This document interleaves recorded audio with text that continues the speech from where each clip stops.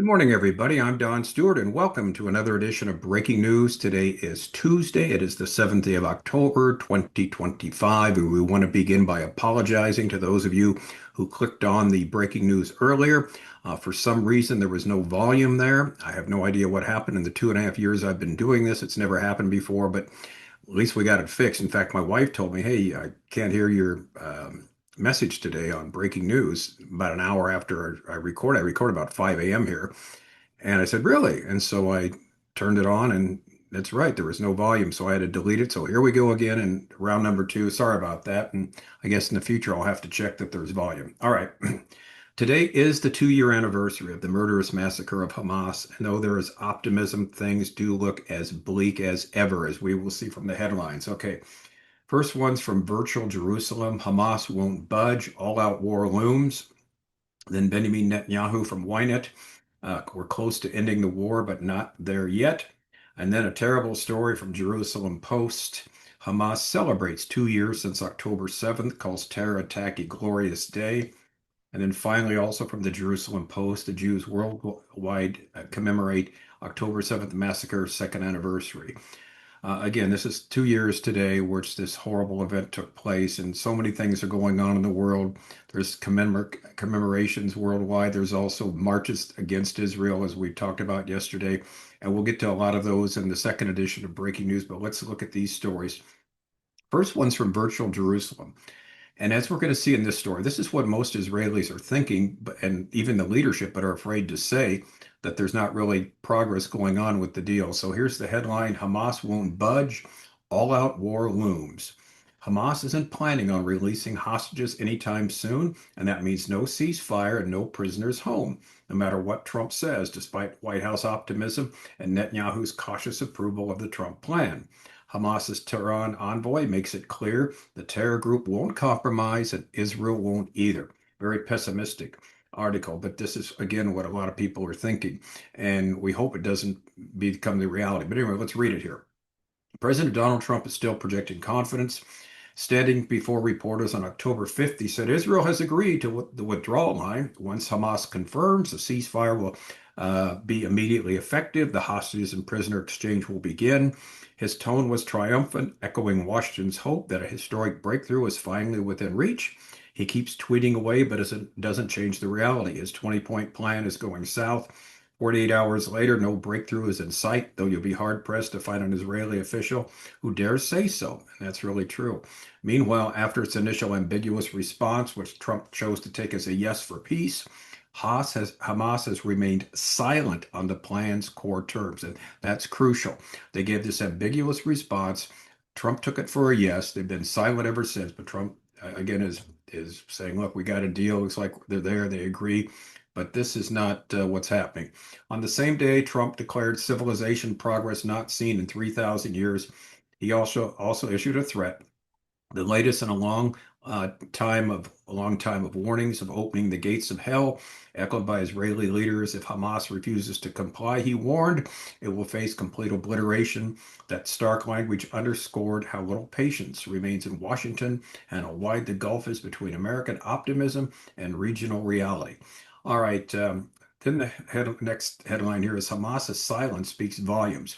In Tehran, Hamas's representatives have avoided restating the Red Line declaration issued last week, but the organization's posture has not changed. In other words, they still have the same red lines. The group still insists on a full Israeli withdrawal, open crossings, unfettered humanitarian aid, and Gaza's reconstruction before it will discuss political arrangements or prisoner exchanges. Its refusal to confirm Trump sequencing, ceasefire first, politics later, signals that Hamas is not negotiating in the same framework Washington assumes. Reports from Cairo and Beirut describe Hamas envoys coordinated closely with Iranian and Hezbollah intermediaries. Israeli intelligence sources say this alignment eliminates any realistic short-term opening as Tehran seeks confrontation, not calm.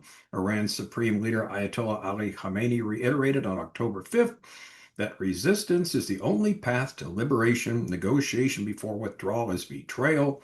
These words mirror Hamas's own formula almost word for word. Arab mediators, meanwhile, are tempering expectations. Egyptian officials said Hamas' response remains incomplete and that the sequencing problem persists. The envoys from Qatar echo the same point.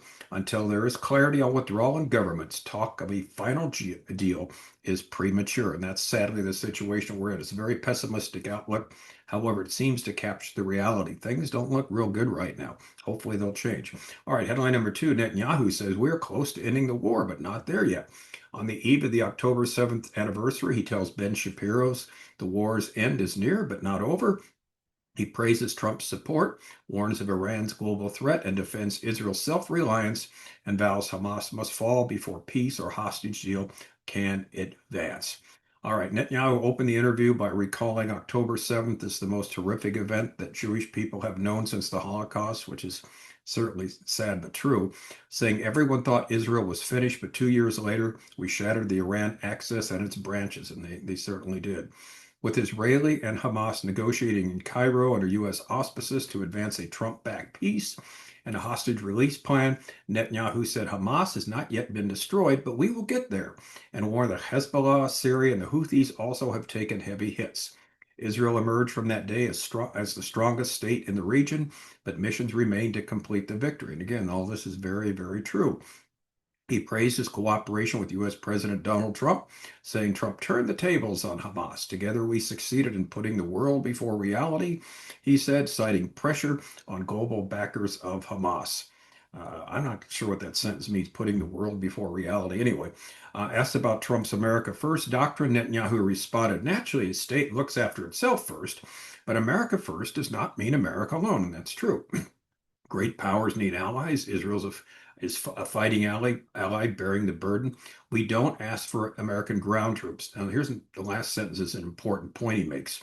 We have defended ourselves for 77 years, and that's true with nobody's help. Israel has defended itself against all enemies from all sides. Netanyahu claimed that Iranian missiles could one day reach the U.S. soil. And we've talked about this. We're concerned about that. The ICBMs they're working on. He said Israel was acting to protect America. He asserted that Israel neutralized Iran's intercontinental nuclear capability missile program with Trump's help without a full invasion of Tehran or mass American casualties. The problem is they're continuing on in Iran, and that's why we've had stories recently from Donald Trump saying, it looks like we're going to have to bomb them again because they're starting up their programs. And again, that's for another day, but this is what's going on. Netanyahu also said Israel developed the most advanced offensive weapons in the world, ones even great powers don't have, in cooperation with the U.S., but he didn't elaborate on the details. He described his relationship with Donald Trump as warm, public and private. Though we don't agree on everything, there is genuine partnership. He credited Trump for restoring U.S. global leadership and called that a sincere assessment, not a cliche. Now, we know from Scripture that Israel will survive and will eventually enter a period where they seemingly have peace with their neighbors. We are certainly not there yet. As we have emphasized, there are two ways to get there. One, a hostage ceasefire deal, or two, the IDF obliterates Hamas in Gaza. It seems that the latter is more likely, though we are praying for the former. Again, we're praying for a deal, a peace deal, hostage release. But again, as our first story indicated, it's rather pessimistic now, the outlook, because Hamas seems to be holding the line, holding their red lines, and they won't budge. Again, backed by Iran here. All right, headline number three. This is rather sickening, of course. Hamas celebrates 2 years since October 7th, calls terror attack a glorious day. The Hamas terrorist organization shared a statement celebrating the 2 year mark since the October 7th attacks with an AI video that showed Yahya Sinwar and the footage from the terror attack. Hamas calls the October 7th massacre a glorious day of crossing in a message commemorating the 2 years since the beginning of the war between Israel and the terror organization.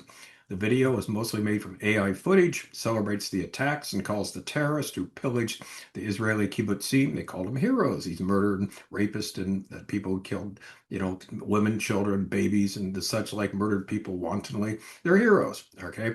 And they were described as going in defense of their religion and homeland. There was nothing to defend at that particular time. They were free to do what they want to do in Gaza.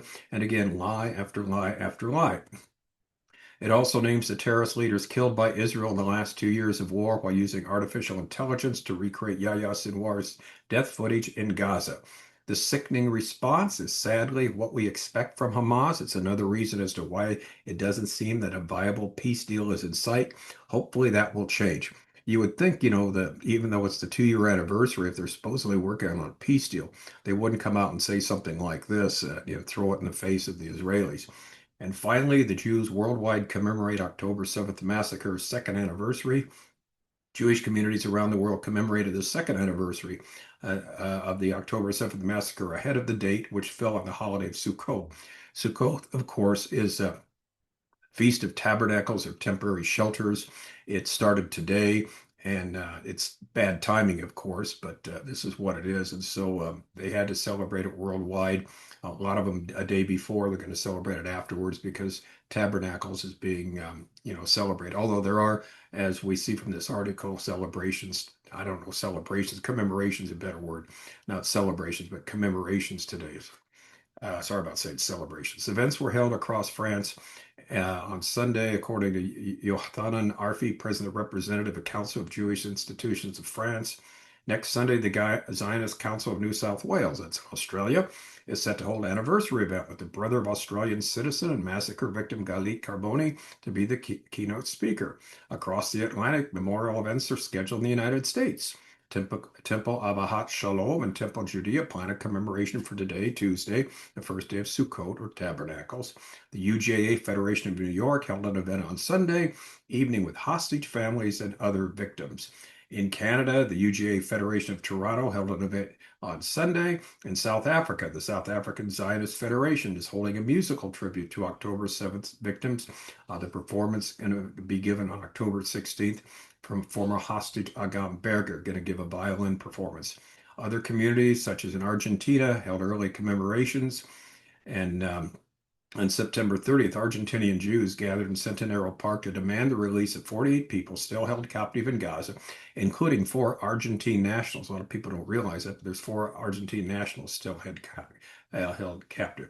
All right, here's the bottom line. Sadly, every year now, from now on, just after the solemn Day of Atonement, the most solemn day in the whole calendar for Israel, Israel will have to commemorate the worst day of the country experienced since the Holocaust.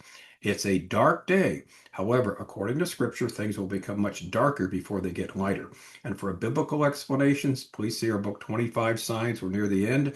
And another book, look up a timeline of 50 last days events. These 2 books will explain what's going on. 25 Signs will tell you what's happening right now. And as we've said, 70 details of the 25 signs have already been fulfilled, which we document, fulfilled that were predicted by Scripture. Another 30 are in the process. And look up will give you a timeline of the events still to take place in the future. We still have 50 major events to take place, according to Scripture. They are free downloads from our website, Educating Our World, under the heading of Bible prophecy. So this is where we're at right now. It's a very solemn day, a very difficult day for Israel and for the world. And we imagine we'll have a lot of stories in our second edition of breaking news of, some terrible events happening, not in commemoration, but in celebration. And that's from the Palestinian Hamas side of what happened 2 years ago today. I'm Don Stewart. Thanks for watching again. Appreciate that your patience took a little longer than usual to do this. And until later today, may the Lord richly, richly bless.